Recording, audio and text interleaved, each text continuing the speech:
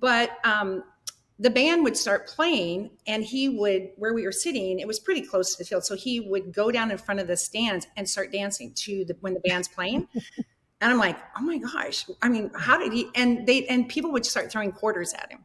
And so every time the band played, he'd go down there and just dance. I'm like, so that is the first time I'm So like, he's either going to be a football player or a really good stripper. One or the two. Welcome to Your Mom. Your Mom Podcast. Your Mom's Podcast. This isn't any podcast. This is your mother's podcast. My Mom's Podcast. Nah, dude, she's your mom. With Ashley Addison and Lisa McCaffrey. Your mom is a podcast. Shut up, dude.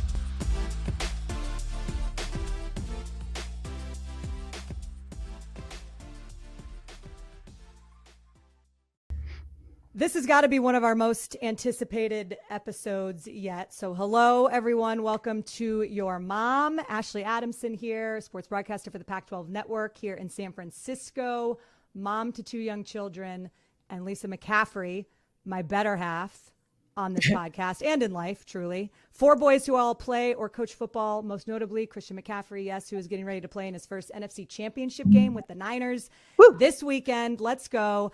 But Lisa, you're getting recognized in bathroom stalls now. So you're, oh my gosh, you're clearly the most famous McCaffrey. The greatest day of my life. Yeah, that's why I had to put on makeup today for the show because people are actually listening. I'm like, what the heck? Yeah. People are listening. Yeah. She recognized me not as Christian's mom, not as Ed's wife. You do that podcast, Your Mom. I swear, she said that to me out of the bathroom, San Francisco airport. It was so cute. So that awesome. Is the best. Good. As it should be. As it should be.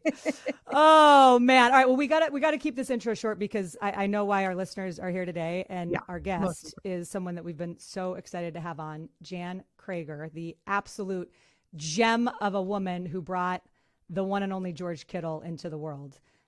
George, of course, Christian's teammate on the Niners. He's in his 6th season.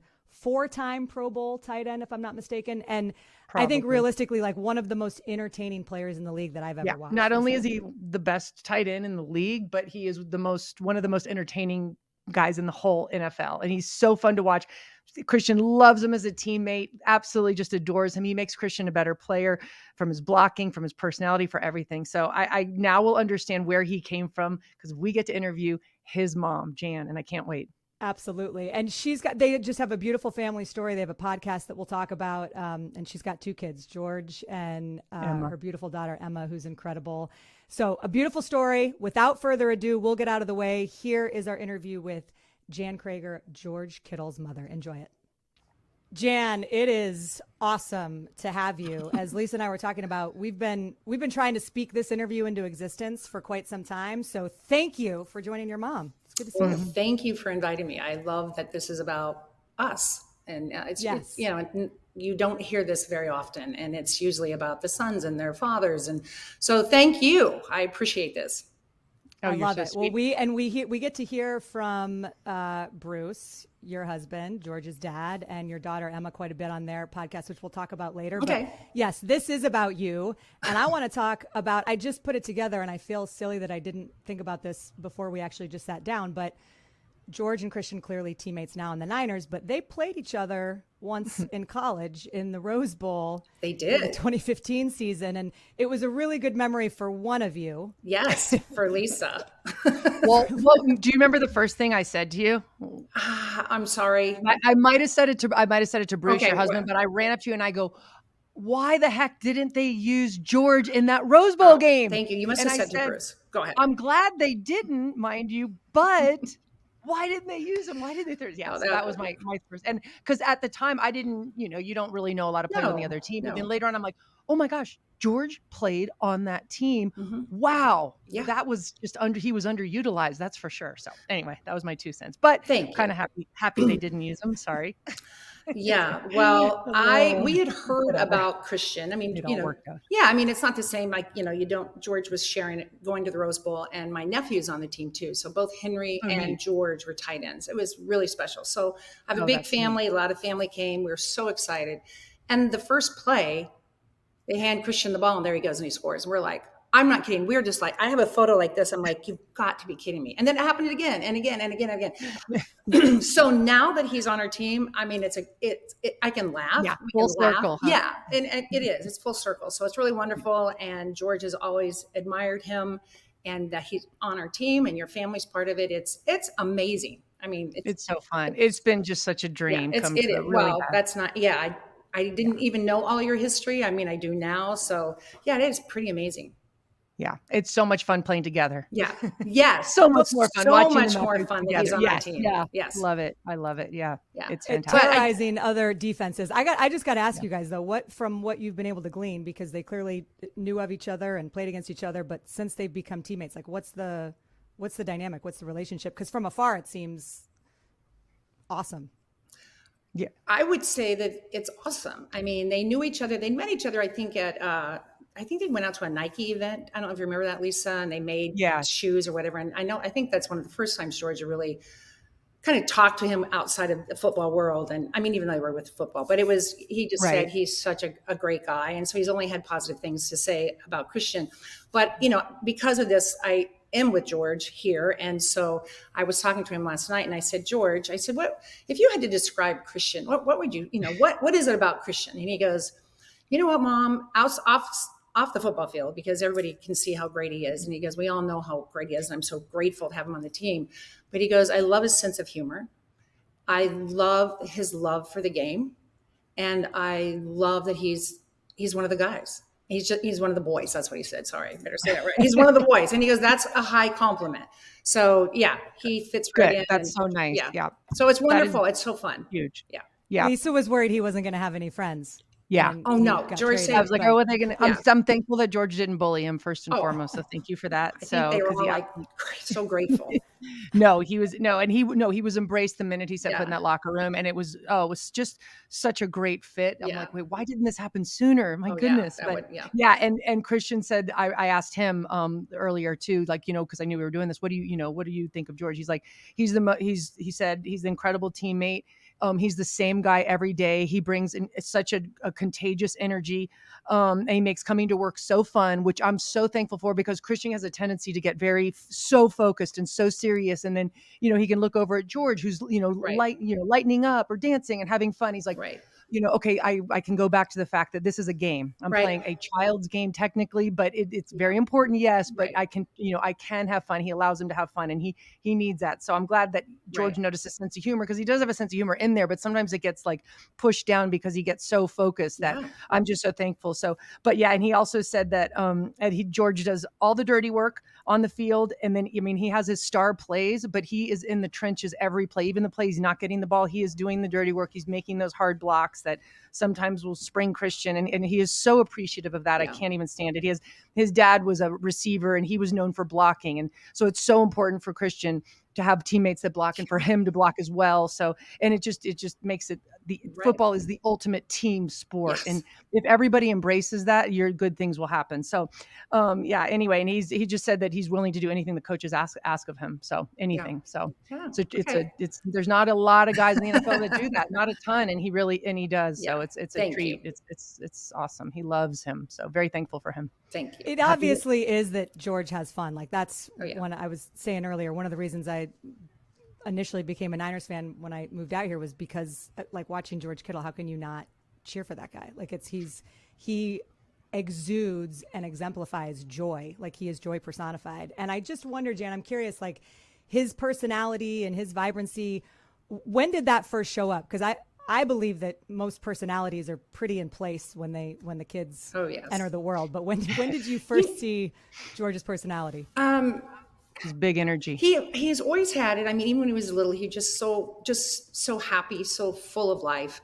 But I would say, I mean, publicly, when I kind of saw him, because we lived in Madison, Wisconsin. He was born in Madison, Wisconsin. That's a great story. On a football Saturday, and we could see the stadium from where our room was in the hospital. Oh, wow. And Bruce is like, oh, hallelujah. It's definitely a boy. Because, we didn't have gender reveal parties or anything like that. I didn't want to know. But anyhow, aside from that, we'd take our kids to the football games, and they were pretty little. And George, I'm guessing because I found a stuffed like Bucky Badger. That's the mascot of the Wisconsin Badgers.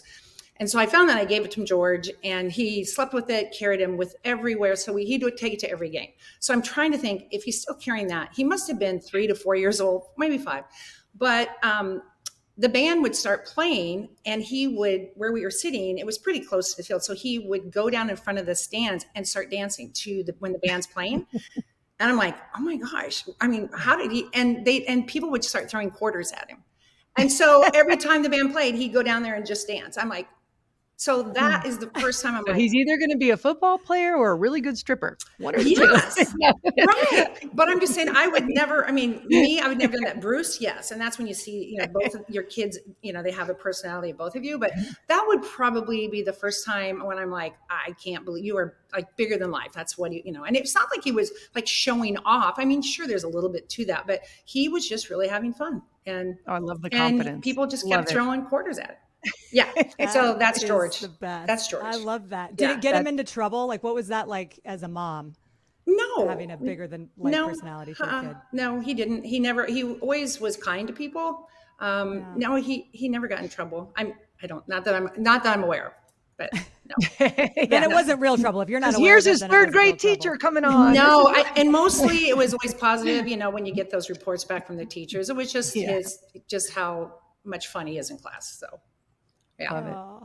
I love that. When did you have an idea for when he was actually going to be able to play at the level he's playing at? I mean, do you still kind of pinch yourself sometimes? Well, of course you do, because there's so many. What mom doesn't want their kid that loves football wants to play in the NFL? We used to play. We were in Madison, Wisconsin. I wanted my kids to have my childhood, so we moved back to Iowa and bought land, and we lived on a farm. And so we were outside every day, and we usually played football, just with just the 4 of us. But then I have a huge family, so there's lots of cousins. But yeah, George was just twitchy, and he just I just loved the game. And now Bruce played football, so we always watched football. I mean, football was big in our family. I would say there was one time after that Wisconsin game, Ron Dane played for, Wisconsin. So George had so many jerseys, but he loved Ron Dane. And I remember he had that jersey on that day, and we were playing, and then we stopped to get water or whatever. And he just said, Mom, someday I'm going to play in the NFL. And I said, I believe you. I really, really believe you. And I always have. Now, maybe there's certain coaches along the way that didn't feel as strongly as I did, but I always believed him. I really did. And people go, how? And I go, I don't know. I just believed him. I just, it meant so much to him. He was so passionate about it. And anyhow, so I'm not surprised, but I'm so grateful. And yeah, I still pinch myself just because it's so much fun to watch him out there. Wow. Yeah. You're one of 10 sisters. I am. Right? Yeah. 10. And where do you fall out of 10? I'm number 7. I'm number 7. Yeah. So. And do you guys all live near each other? Most of my sisters live in Iowa. That's where we grew up, on a farm in Iowa, and majority do. One lives in Colorado in Greeley. One lives in Indianapolis, and then Bruce and I are in Santa Fe. So, but most of them, and we all they've left, come back. And my mother, who just turned 100, still lives on the family farm. So yeah. It was. By the way, your mother, I just have to say, we were at the game that you brought her to, and we saw her, and the first thing out of every one of our mouths was, she looks amazing. She is like a beautiful older woman. And then I heard she was 100. I was in shock. She looks so much younger than that. You guys, whatever you're doing, whatever you're drinking, I want some. I know it. It's amazing. And she has a sister. You have an aunt who's also that turns 102 in February. Oh my gosh. Yeah. That's some good genes. Good genes, really good genes. Yeah. But yeah, I mean, it was incredible. And the 49ers treated her like a queen. They just threw out the red carpet. It was amazing. Brought 3 of my sisters came. Yeah, 3. Trust me, they all wanted to come, but we couldn't all fit on the plane. So that's a lot of sisters. It was George and Claire's idea. They had wanted her to come before, but with COVID, and she's was 99 at the time. And she was very cautious, and my sister, I have one sister who lives with her, and Amy was, just very cautious, didn't want her to get COVID. And so she had said no before. And then George was like, listen, this is a huge weekend. And it was also, and Ashley, or you brought this up, that Emma got engaged, and we knew that was happening. So it was incredible. We had the best weekend. But yeah, my mom's 100. She's had 100 birthdays. That is incredible. She had 10 girls. Like, I can't imagine having 10 children, period. Me either. Or more than 2, really. Me either. But to have 10 girls, did she want a boy? She would say no. She's more like, the Mother Teresa, just love children. We had foster kids live with us. My dad finally said, okay, enough. No, enough. But yeah, always just wanting to take care of other people. And yeah, one of my sisters, we did adopt Birdie. She's from Nome, Alaska. And it was our minister at our tiny little country church that sometimes we'd walk to. He went to Alaska, and he called Mom and said, there's this young girl. And he goes, let me tell you about her. And she said, I don't want to know anything. Just send her to us. We'll take care of her. So she came, and Birdie was the shortest of all of us and came to the land of giants. But anyhow, yeah. So that's my mom, most giving woman, most loving. And she just has a big heart, and she loves big. So how would you describe what it was like growing up in Iowa on a farm, 10 kids? It sounds like, obviously a very open family, open home, a lot of love going around, but I'm sure, I imagine it was a very formative experience for what your path became. Yes. I didn't know any other. I just feel like I had an idyllic childhood. It was, my mom and dad were around. My dad was a farmer, so we always knew where he was. He wasn't that far away. If we needed him or wanted to see him, we could just run across the field. We had, any kind of animal, any pet. We had, horses, ponies, cats, dogs, chickens, you name it. We had, raccoons. I'm the one that always brought those home. But yeah, I'm not saying I had the perfect childhood, but it was pretty darn close. Yeah. Very loving. So my parents were always there. And my dad could have played football. He played college, and then he was asked to play for, at the time, the Chicago Cardinals. That's how long ago that was. Wow. Yeah. And a couple guys said, look, you're going to make more money if you're farming, and you're going to get the, heck beat out of you, because, their leather hats. Well, they didn't make money, and they didn't have equipment, but it's so cool. My dad was number 85. Isn't that amazing? Wow. I know. So we have a photo of all his gear, and I gave that to George one time. But yeah, and my mom played basketball. So I come from a very sports-minded family. That was. And did you play basketball as well? I did. I played basketball and softball at Drake. At the time. Oh yeah. At the time, it was really crazy. This is how long ago it was, and how small my school was. I graduated with 42 in my high school. And people go, 4,200? I'm like, no, 42. So it was really, really small. But we were a powerhouse in, girls athletics. I know they call it women. I'm like, no, we were girls athletics. But they didn't, when I was being recruited, we didn't even have film to share. We had to ask another school for some film. But really the strongest women's program at the time was Drake in Des Moines. And so my senior year, we made it. So we were in the Elite Eight. We were one game away from the Final Four. But, and then I played softball. So they always say you're a student first and an athlete. I was really an athlete first, but but it was great. I loved it. Yeah. I have a lot of good friends from there, but I went to Drake, and then I met Bruce at Iowa, and he was playing football. He'd graduate. And then, how did you meet him? I went to graduate school, because I'm like, what am I, you're out of college, and you're like, what am I going to do? Right. So I went to graduate school, and 2 of my other sisters were at Iowa. So we found a place together. And then just decided we should go to a football game, because I never went to football games because I was always playing basketball, maybe a couple at Drake. And then, so I went to the football games, and, the players are now way too young for me. So I'm just kind of scanning the coaches, and Bruce at that time was an graduate assistant. And so I saw him. There. I don't know what happened, but did you lose me or no? There we go. Okay. Yep. Got it back. And so, but anyhow, at the end, after the season was over, my sister was dating a guy who was in an intramural basketball team. And then Bruce was watching his friend play. We went out to like a little pub afterwards, and we're talking, and I put it together that after a couple beers it took me, but I'm like, you're the guy I've been watching through binoculars at the football games. I was moving to San Diego, and then I'm like, so here I am. married 38 years, and Emma and George. Wow. I mean, that is one of my favorite love stories ever. Well, I'm going to take a sip of your some wine. water. I love that. Okay. So you go to a football game and you're like, okay, the players are too young, but what about the coaches and the binoculars? And you scout your husband. I mean, that's good for you. I love that story. Thank you. Well, I kept saying, wow, he's a really good looking guy. And then, how would I ever meet him? I don't know. I kept looking in the program. I couldn't find him. I don't know, and so that was it, thinking whatever. And then, then it was him. It was just crazy. The universe. Yes. Wow. Yes. It was meant to be. I think so. Yeah. Thank God. Well, then I didn't know him very long. And so I told my mom and dad, it was the second time they'd met him. And we just said, we're going to get married. And they were like, what? We don't even know, and they were very, they didn't want to burst our bubbles, because here we are so excited. When I had my mom and dad alone, I said, how did you know that you two were, right for one another? You want to get married? And my mom said, you'll know. It's just a feeling, you will know. And I said, that's how I feel. I know I haven't known him very long, but that's how I feel. So like I said, 38 years. So yeah, it worked. I love that. Yeah. I love it. Yeah. Yeah. That is amazing. And I do think that's true because there's so many, I think that people always ask, well, how do you know? And it's just, it's hard to say. But it's hard to say. If you don't know the answer, then it's probably not it. Right.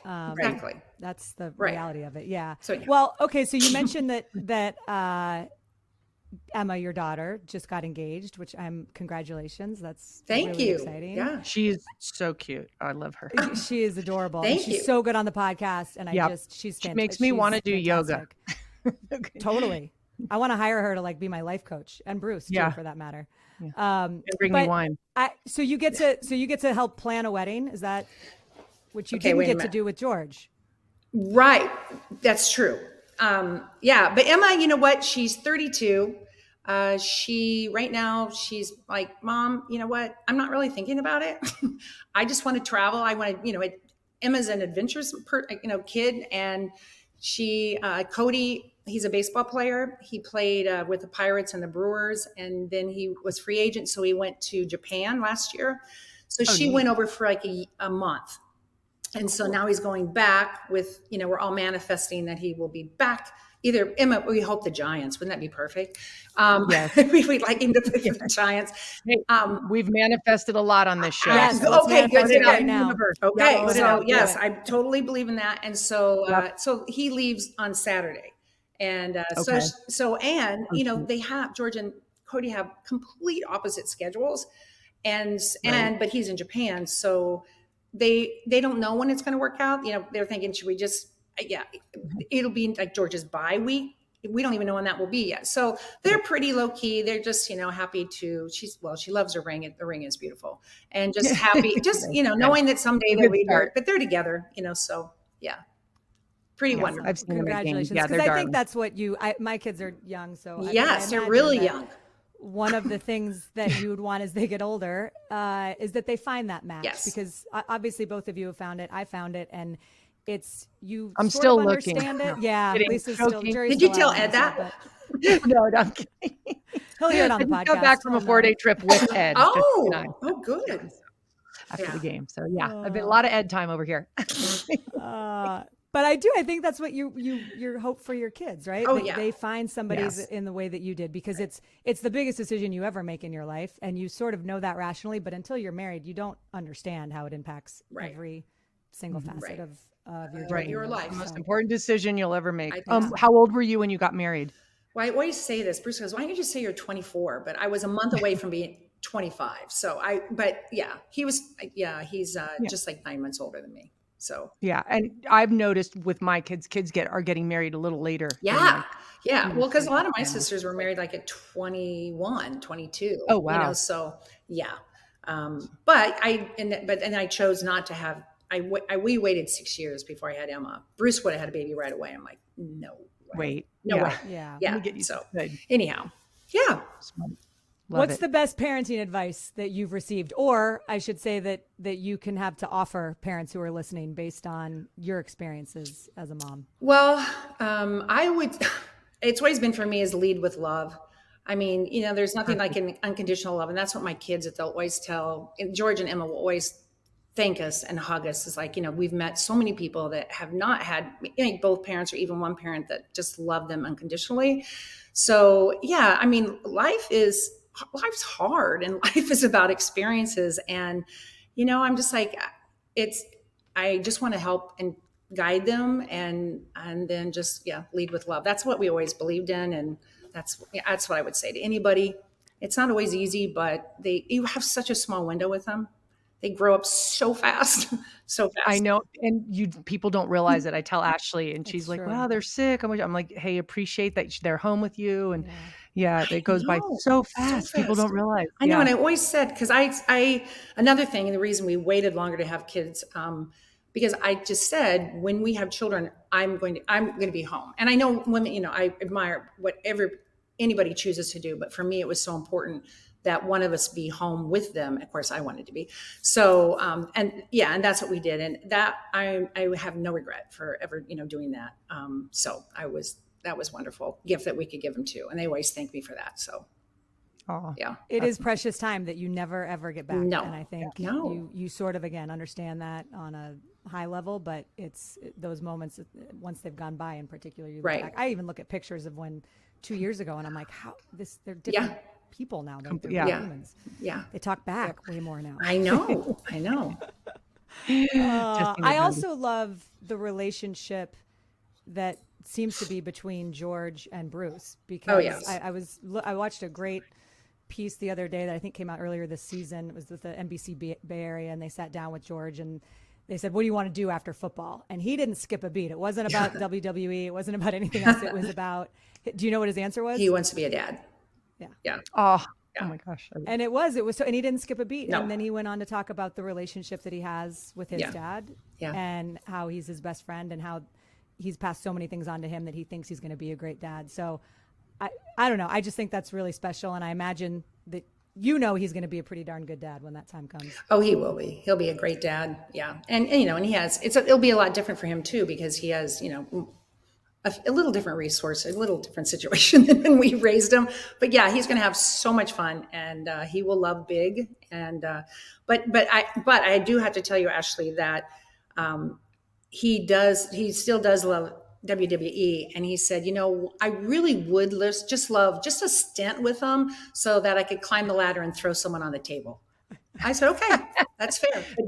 That's what Christian said. Christian, I was like, we were laughing. And he's like, when he's done, he's going to join the WWE, and it's going to be amazing. That was, And are you good with that, Jan? Are you? Oh, you know what? We've met a lot of people. I've gone to a few, and the first time I'm, if you see it on TV at first, I'd be like, what? But then you meet these people and they tell you their story. And I'm like, who am I to judge? They love what they do. They are very passionate. They're very serious. They're hardworking. They're almost on every night. I mean, it's different, but I have a few, it's been fun because George loves it so much, and it's fun to share that with him. How long do you think George will play? Do you have any idea what? That's a really good question. I hope he has at least 4 to 5 more years. I mean, I think 10 years, 10 to 20, 25. Well, I would love, but pull a Tom Brady. Pull a Tom Brady. Yeah, pull a Tom Brady. Well, maybe if he wasn't an offensive lineman. I mean, kidding. Sorry. He is a tight end, but sometimes I'm like, are you an offensive lineman? Wait a minute. Yeah. It's all right. That's what makes him so, I mean, it's exactly speaking to what Christian was saying about him, that he does the dirty work. He's a star, but does the dirty work. But he loves that. And Bruce was an offensive lineman in college. And so Bruce actually coached him. I think it was either a 6th or like 7th grade. Maybe it was junior high. And so many of the young boys wanted to be offensive linemen because Bruce made it sound so fun in the way he coached it. So they all wanted to be offensive linemen. You don't hear that very often. They want to be quarterbacks. Right. Oh, yeah. They want to be quarterbacks. Right. Anyhow, well, Lisa and I have talked about on this podcast, and she said that there's something about offensive linemen that you just, when you're around them, you sort of like feel taken care of. Oh yeah. They're protected. About a natural nurturing thing. They, you feel protected and warm. Very much. And they're all, I have to say, I think they're the smartest guys on the whole team. Oh yeah. I mean, I know the quarterbacks are smart, whatnot, but I do think in general, the offensive linemen I've hung out with are all super smart, high intelligence, and very protective. And just usually really good quality Yeah. people. Bruce will be. They're I'll sort of tell like Bruce the she's- moms of the Yeah. team, Yeah. I would say. That's like, yeah, that, The unsung heroes, but man, when you Yeah. don't have a good O-line, it shines through. yeah, it sure so. does. That's true. I'll tell Bruce you said that, Lisa. He'll be, Yeah. that's very good. So did he coach George just in Little League, or did he coach him in high school at all? 'Cause I know George coached high school for a bit. Yeah, right? he coached, they actually had 5th, 6th grade football. And so that was, that was new to us, where we lived. And so anyhow, he coached them there for those 2 years. And then he coached them in junior high, 7th and 8th. And then he did coach in high school. He was like an assistant coach, just for a while. And then it's like, okay, I better step back and let other people coach him. Yeah. But it was really fun. It was so much fun. But and That's he's still really involved. I mean, I think Bruce? what's so cool. Yeah, Bruce, just in terms of him being able to coach him from a mental standpoint, which is what I really want to ask you about that, because I think that was one. And let's talk about the podcast that Bruce and Emma started, Hidden Pearls. If you are not subscribed, go subscribe right now. I've been binging a lot of the different episodes. It sounds like they started it, like 6 months into COVID? Yes. And the thing that is amazing about it is that, George joins fairly often, but they have all these different guests, and it's not just about football or what's going on, what happened that week, or what. It is really intentional. I mean, I found myself doing like breathing meditations with Bruce yesterday, and I'm like, this is awesome. I was not anticipating I feel better. Yeah. That's good. And so it's amazing. And so I guess, and I'm going to sprinkle in, we actually got some great questions from some of our listeners. Really? Who were coming on. So this fits right in with this. So Okay. I'm going to just ask you this question. Anna Banana West said, your family seems to keep such a good balance of sports intensity, yet also sees the importance of meditation, breathing, and yoga. I find this very rare in sports as a whole, but especially male-dominated sports. Has this always been something that you've practiced, or is it something that has come about in the last few years? Let's see. We have probably, when the kids were little, we would have we'd have a circle with our, the 4 of us, and we would just always in the morning, we'd sit down and it was like a talking stick, we'd go around and just ask, but you couldn't interrupt if you had the stick. And so we always did that. And then we'd always, and it wasn't more, it was, you can call it a prayer, whatever you want to call it, but it was just a time where we just, would be quiet and then just, and that was hard, as a child. I mean, they'd sit there like, what? But then they got it, and then they started, understanding more. We didn't really do yoga. I mean, I kind of had, whatever the CDs or whatever, but it really was, I think when George was in college, I think he was a freshman in college. Anyhow, we joined a yoga studio. And oh my gosh, it hit us hard. And Emma, actually, I should back up. Emma started doing it in college. And it was a way for her, because, she'd grown up just lifting weights. She was a volleyball player and just so hard on her body. And she started doing yoga, and it like changed her life. And so then, I talked to Emma often. And so we joined a studio in Iowa City, and it was like a hot house yoga. And so meditation has always been a part of our lives, but it was more the yoga bringing in, to it too. And then Emma went through, Emma was going to go to law school. Bruce also has a law degree, was going to go to law school. And she took the test, the entry exam outside, I guess. And then she just took a yoga teacher training. And she's like, I'm not going to law school. So she's my favorite yoga teacher, but she's really good. She offers, classes, if you go to the Hidden Pearl your website, she offers classes and stuff. But yeah, it's always been so important, meditation and then visualization. That was huge with Bruce, when just all, like any team, any boy he coached, was just, close your eyes and just see yourself scoring a touchdown or making the great block or, the interception, because when it happens, you won't be surprised because you've already done it. So George is really big into visualization. So Bruce is really like the sage, the wise one. He really blows my mind. But yeah, it's been a part of our lives. And he writes George a letter. Does he still, before every game? Yeah, every game. Amazing. Yeah. Can you tell that story? Because David Lombardi wrote a great article about this in The Athletic a few years ago. Yeah, I know. Because I remember you said something about David. Was that with Cheryl or something? Yeah. David's a great guy, and you're right. I plug him. He's such a good writer, and he always and so positive. And I love so it. positive. Yeah. Let's see. It was in college. At the time, Bruce was coaching football at Oklahoma, and George went to Iowa. Bruce played at Iowa. We're from Iowa. People, George graduated from Norma, Oklahoma high school. So therefore they think he's from Oklahoma. He's not from Oklahoma. We were there for 2.5 years or something. Okay. You know how they do that? I'm like, oh, he's from Oklahoma. No, Yes. he's not from Oklahoma. At any rate, so Bruce, though, so we were in Oklahoma, and George, we took him, to Iowa home, but we took him there. And that was Bruce's way to keep in connection with him, just to write him letters. And there was a football player at the University of Oklahoma that died suddenly, and it was so sad. And his father had written him letters, and it was another beautiful story. And so Bruce just thought, what a wonderful thing. And so he started writing George, and he has since college. And there was one time when Bruce, somehow George didn't get the letter, and he said, "Really, Mom?" I felt like I was, I was like panicking. And so he's like, "Dad, just email a letter. You have to get me the letter." So he usually, he reads them the day of the game. Either, I guess now, it used to be at Iowa, on the bus ride to the stadium. And here it's like when he gets he'll call it work, which I think is funny, but it's work. When he gets to work in the locker room, he'll read the letter. So yeah, it's pretty. That's amazing. Okay, I want to ask what. Yeah, go ahead, Lisa. I was just gonna say I want him to eventually publish those, because I would love to read it. And you may not, but I would just love. They're incredible. There's a few words. I heard there was pictures and like visual effects in these letters, and they're like several pages long. Yes, which is that's incredible. It takes I cannot what love and how much time and energy he puts into these letters. Yeah. But no wonder. Go ahead. No wonder why George is so good on the field and so focused and just having a blast. He's got such a great support group behind him. He does. Much love. You're I love it. Yeah. Well, and I just tip of my hat to Bruce, because I've talked about this before on the podcast, but I try to write my kids a letter every year on their birthday. Yeah. And I'd say I'm batting, like maybe 3 out of 4. I'm backlogged a little bit. I'm like, what happened last year that I should tell you about?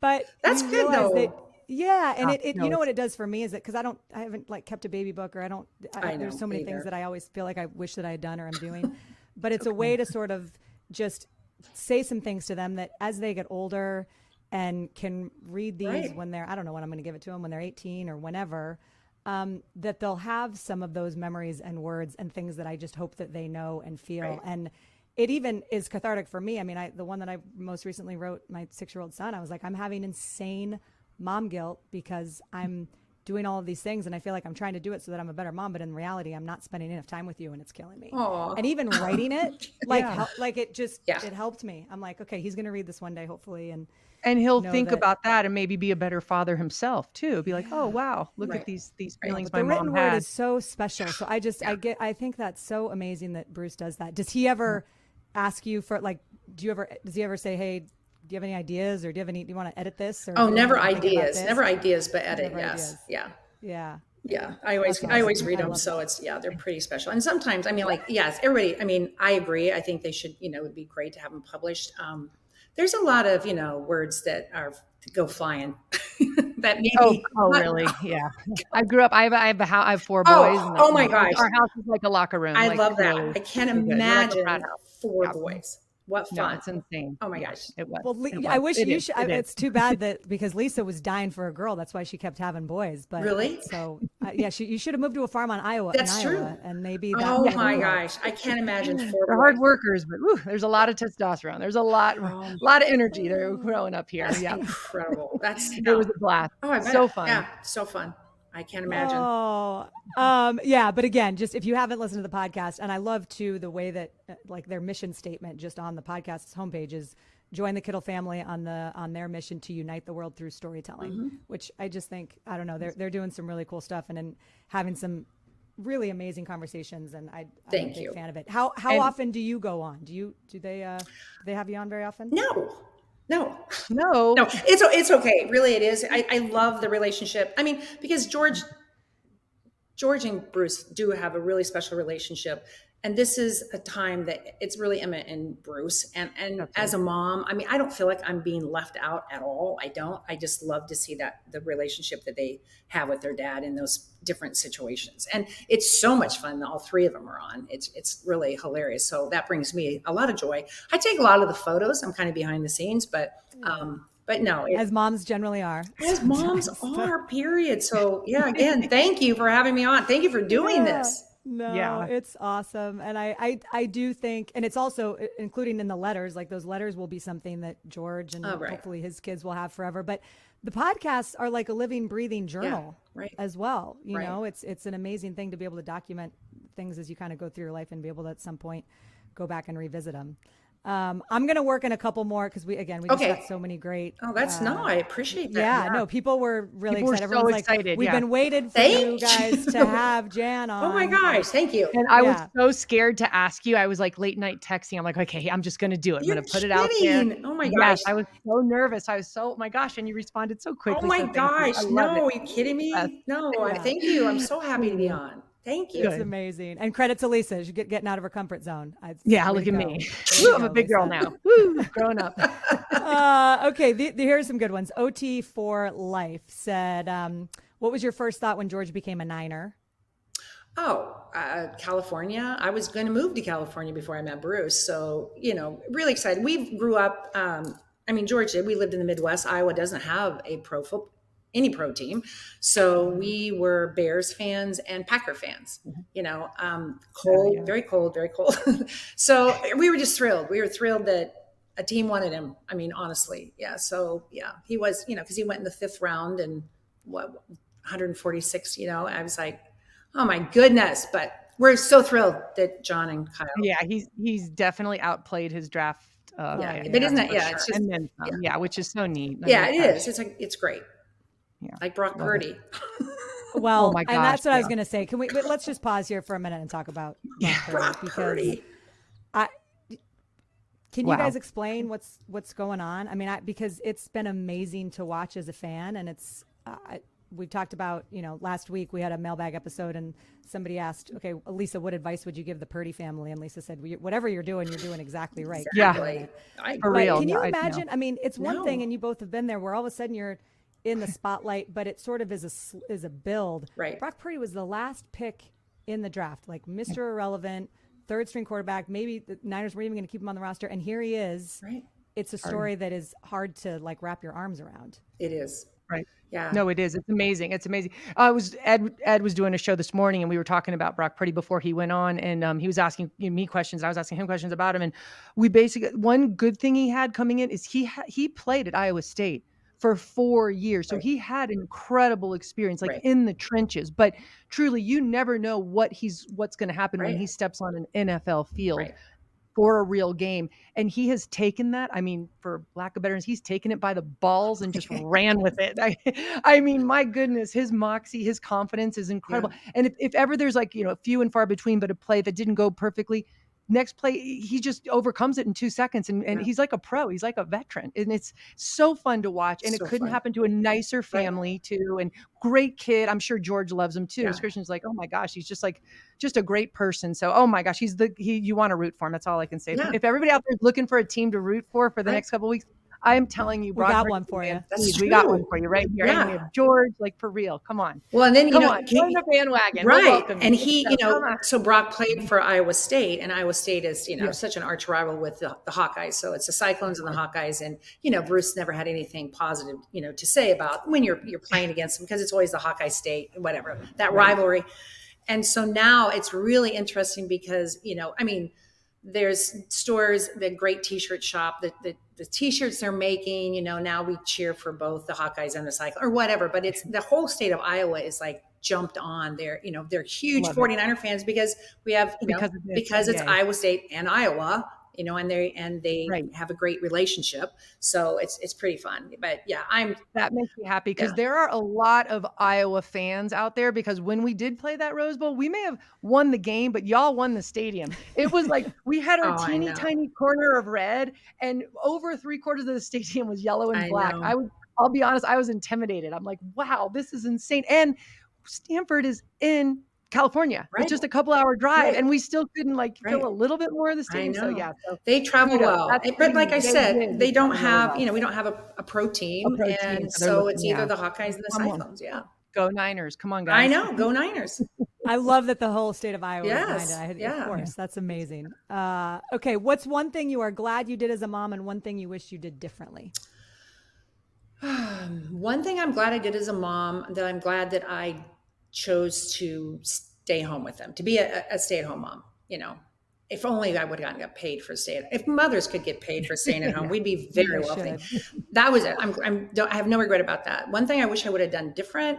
I wish that I never played any organized sports. I mean, so long ago they don't even have them that I'm aware of. I mean, we lived in a farming community, but I think our kids started, and they would probably maybe feel a little different because they love the social part of it. But we traveled so much on weekends, and we had so much fun as a family traveling and doing things together that I felt like that. I don't know. Do they need to start so young? Do we need to be traveling all over the country? And I know we've all done it. And I remember saying, I will never do that. And I did it. So that's one thing I wish we wouldn't just waited a little later before you put them in organized sports. Yeah. Because how young were they? How young was George when? Not that. I mean, he was like fifth and sixth grade. Yeah. I know some people start him younger or whatever. We didn't do that, but it's hard because they get involved in a team. And once you're on a team, I mean, I'm not saying our kids were the most talented, but they were pretty good athletes. And when, you pull we couldn't do that to the team. Right. And George, and they wouldn't have wanted to. And they didn't want to. But oh my gosh, we travel here and there, but a lot of our weekends were at Little League baseball games, or, I'll never forget, Emma was playing club volleyball. And I remember it was on Easter. It was Easter Sunday. And I just remember, because my mom, I grew up in a very Christian home, and my mom's faith has carried her. So, that's so important to her. And so, I mean, when I was in college, like every Sunday, Janny, did you go to church today? I'm like, Mom, Mom, stop. But anyhow. And then you lied.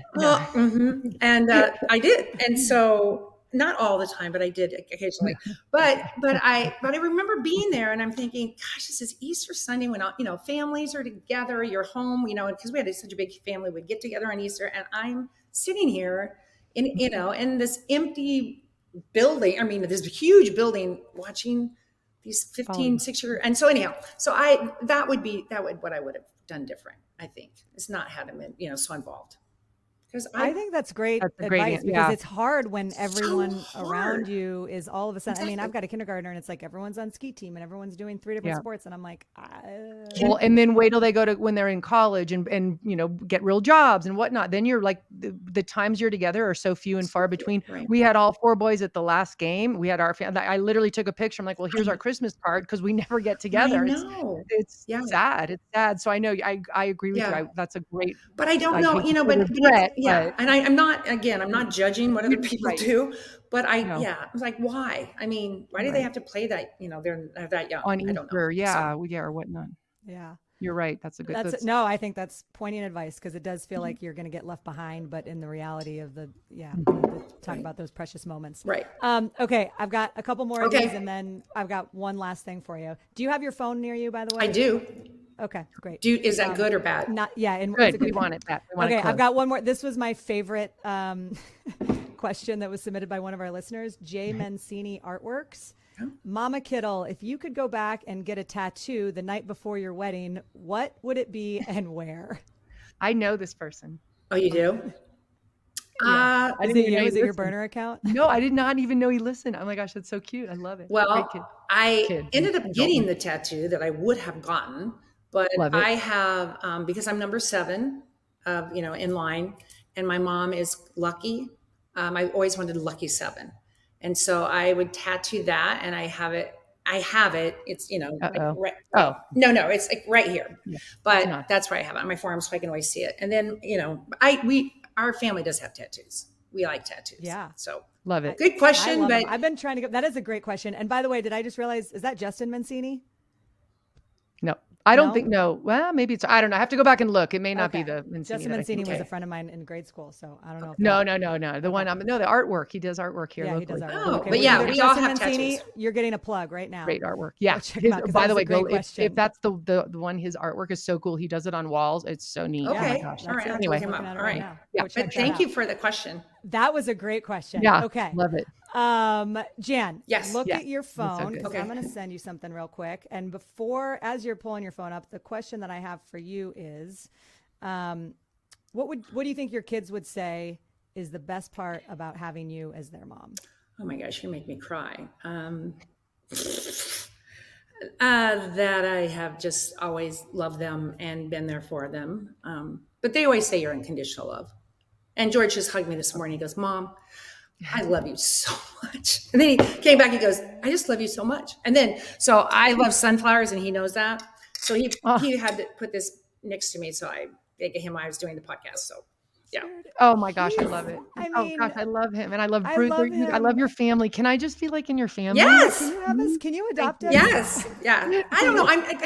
We're not perfect, but we truly love each other so Love you. much. Yeah. And we Yeah. I can feel it. I see you at games. I can sense it. Just watching you guys walk into games for real. I feel that. And you know I'm sitting with you guys this weekend. Yes, You I know can't that. wait. So look out. I can't wait. Look Yeah. out. So Can you help? Here's my other question Yes. before we get to Yes. this, before I tell you to open your phone. Oh. Do you have advice for how, because I asked you, I said, well, how has the season been for you? Has it been crazy? And you said, it's just been really fun. How do you handle like the nerves of game day and the season, and every game they win, the next game gets bigger? Well, I've been asked that. Actually, I wanted the coach's wives one time. She goes, how do you stay so calm? And I said, I breathe. I mean, I really do that box breathing where you inhale 4, hold 4. I really do. And, I just close my eyes and breathe, and it's out of my control. I can't do anything. So don't, and George will always say, I feel your energy, just, keep it strong, and that's, so I'm like, I can't be like, which inside, I mean, there's times. The last game was really, Dallas game was hard.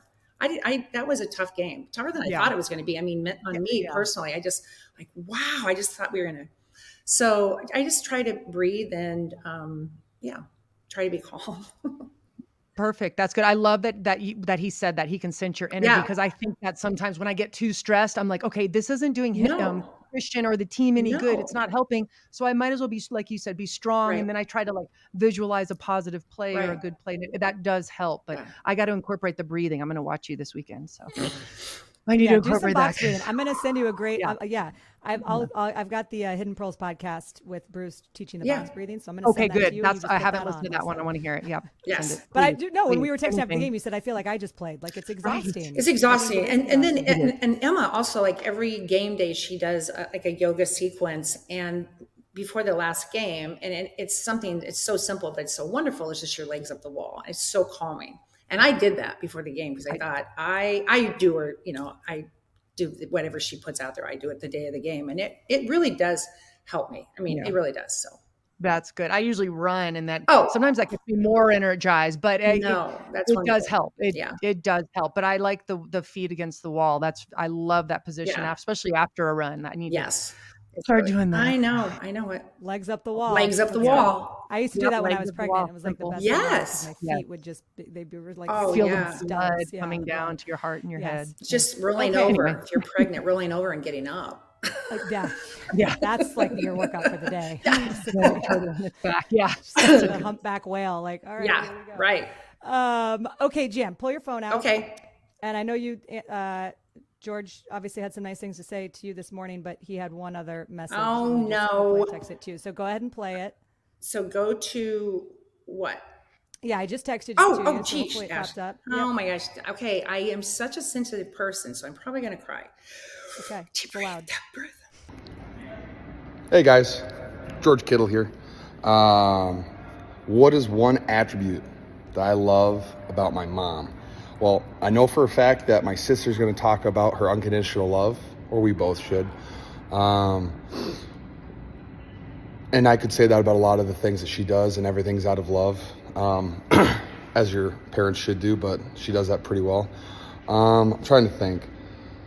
Something that my mom does, incredible, that she's done my entire life,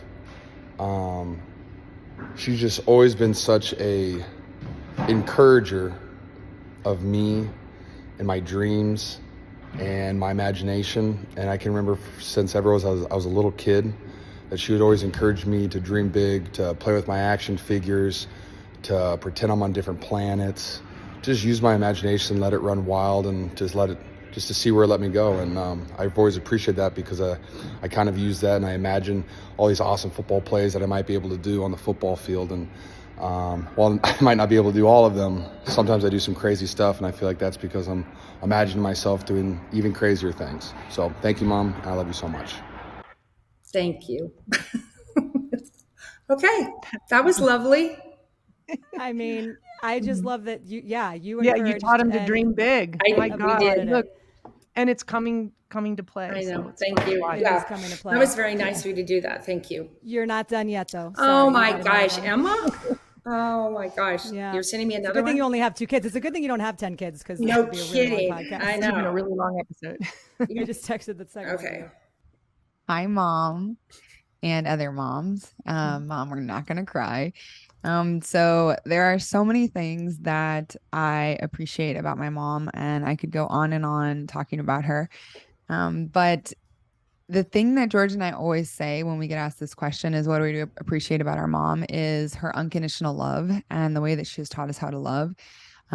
So I wanted to throw something else out because we say that every time. And while I think that might be the biggest one, there are so many other things about her that I really want to celebrate and share.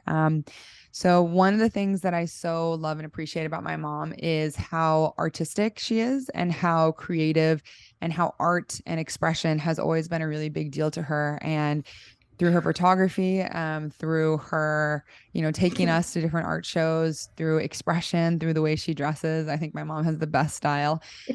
But she's always encouraged us to be artistic and to express ourselves. And I really, really appreciate that. And I think that really comes through with George and how expressive he is and how creative and bold. And I think with me, just the things that I create or the way that my mind works, it's a very creative way. And I think that a lot ties back to her and just always encouraging us to express ourselves and to be creative. And so I think with appreciating art, it also means to be really present in the moment, and that everything is worth celebrating and to find the beauty in everything. So it's always worth slowing down to take a photo. It's always worth pausing a little bit longer to see that sunset. It's always worth maybe having a glass of champagne, or usually red wine for us, but just to really slow down and appreciate the beauty that's all around us, because every moment is art, every moment is creative, every moment has beauty. And when we really start to look for it, we can hold space for the beauty that we see in other people and in nature as well. And so I just love her so much. She's such a ride or die. And yeah, she's so creative. She's so artistic. And I feel really, really lucky that I had a mother who encouraged me to be expressive and artistic and to always nurture that side of me. So I love you, Mom. Wow. Oh. Wow. Everyone needs a daughter. I mean, Yeah. Whatever. Everyone needs a daughter. They do. They No. do. Oh, that's so Oh sweet. my That is literally gosh. the sweetest thing. I'm crying. Oh my gosh. Thank you It was so Both of them. much. That makes so much sense. Just knowing them, like knowing why they are the way they are. They're so confident, and you instilled that. And oh my gosh. Oh my Perfect. gosh. I get you now. I get you. Thank you so much. That was so wonderful. That was worth Aw. thank you. Yeah, it was pretty special. It was amazing and Bruce, shout out to your husband, because he's the one who helped me get these from your kids. But it was so amazing when I was listening to it last night when he sent it, and I was like tearing up, just thinking, what a beautiful a gift from a mom to give their child. And both of them said it in their own way, of just, you encouraged me to be me and to be creative and to think outside the box and to just be, and So that sweet. is in the world in which we're all trying to, like, I think a lot of people stifle their kids, and you want to be, okay, well, you got to follow these rules and you got to do this and you got to be that. Right. I think that is just, it's so beautiful, and they're lucky to have you. Obviously. Thank you. Thank you so much. Thank you. Thank you, Jan. Okay, you two, good luck this weekend. Oh, Anything you want to say about the Eagles game before we sign off here? You guys are sitting together. on having a great, healthy, safe win and let's go. Let's go. And it's going to be fun to be sitting with you, Lisa. I'm excited. I know, yes, me I can't too. wait. I know. And Ashley, just have fun with your kids. Have fun with them. Yeah. It's so much fun. Yeah. Thank you. And I want to apologize in advance for my bad words that I will spew during the game. Oh, no, I love that about you. Did you not see the jacket I wore the game last weekend? No, I know. I'll send you a photo after we get off. Okay, good. I can't wait. Maybe you'll have to bring it. I'm gonna have to wear it this week if it says what I think it does. It does. Bring it. Bad words are allowed on the podcast, by the way. If you want to. It says 40 fucking Niners. That's on the back. Oh, game on. Game on. And it's like a letter, it's a letter jacket like you get in high school. Right, of course. Yeah, I love that. And it has a huge San Francisco, I think, helmet on the front. A good friend of mine, a photographer in Agora Hills, right? Malibu area. They went to the Rose Bowl, that big thrift market. Okay, right. And he sent it to me. We were on the way to the game 2 games ago. And he sent it to me. He goes, Jan, look what I just found. I went, oh my gosh, that's incredible. Thinking, oh, gee, would it be appropriate to wear it to a game? I want to say that. And I said, oh, it's really cool. I don't know. Because it was kind of pricey. And so, because it's vintage. And I said, oh, thank you, but it's okay. And so the next photo, it's his wife wearing it. I went, you guys bought it? That's incredible. I'm so glad. I went and visited them last week and they gave it to me. They said, we got it for you. So I wore it to the game and I had so strong energy. I know so many people came up to me and go, oh my gosh, can I take a picture, of your jacket? I'm like, oh yeah. That's incredible. I love it. Yeah, so it's a great jacket. I know. I don't know. Philadelphia fans are pretty rough. I don't know if I was going to bring it there. I just don't want anything to happen to it because it's such a great. It's so cool. But I'll send you a photo as soon as we get off. Okay, I love it. Please do. Philly's no joke. I'm sure you guys have been to that. Yeah, we've been there before. Yeah. But if we come out and score right away, and then they should be quiet, and that's what happened last year. I'm going to channel the Christian McCaffrey against Iowa energy. Yes, perfect. Just score early, score and now often. we have George on our side, same side. We have Christian. We're good. Perfect. Exactly. Thank you so much. I really enjoy this. I'm usually not, like I said, not on this side, so it was. Really I love nice. it. Thank you. You should be on this side. Okay. That's going to be my feedback to Bruce and Emma. You need a bit more Jan. Okay. More Jan. Thank you. Other than that, it's perfect. Thank you. Good luck this weekend. Thank you. See you. She was amazing. And Lisa, I hope that line about everyone should have a daughter didn't really stick in your heart a little bit. Because I gotta go. You got Christian, which, as you said, he would have been a great daughter. He would have. Yeah, except that you said that. Yeah, I would have. One of 10 girls. I just can't process. I can't even imagine. And their mom just turned 100. That's the whole thing is just amazing. And her sister is 102. Like, I want whatever they're having. I want whatever they are having on that Iowa farm. I love it. And I love that the whole state of Iowa is behind the Niners, as they should be. Love it. All right, you ready for this weekend? Are you dialed in? I am so ready. I cannot freaking wait.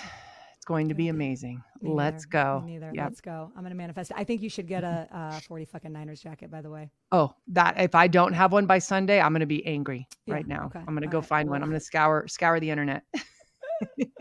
Pay for that overnight shipping and everything. Let's go.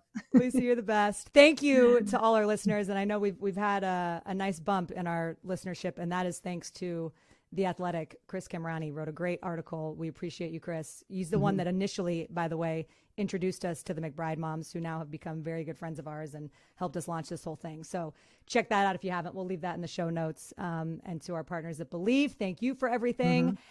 And I'm just going to tease. We'll talk about it next week, but let's talk about it next week. Nope. Don't tease. Nope.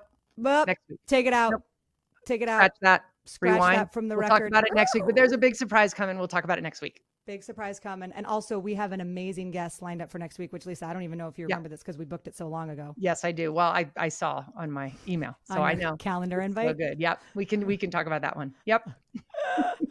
All right. We love you, everybody. Be sure to subscribe. Check us out on YouTube. And most importantly, go call a mom and tell her you love her. Go Niners. Go Niners. Go fucking Niners. Welcome to Your Mom. Your Mom Podcast. Your Mom's Podcast. This isn't any podcast. This is your mother's podcast. My Mom's Podcast. Nah, dude, she's your mom. With Ashley Addison and Lisa McCaffrey. Your mom is a podcast. Shut up, dude.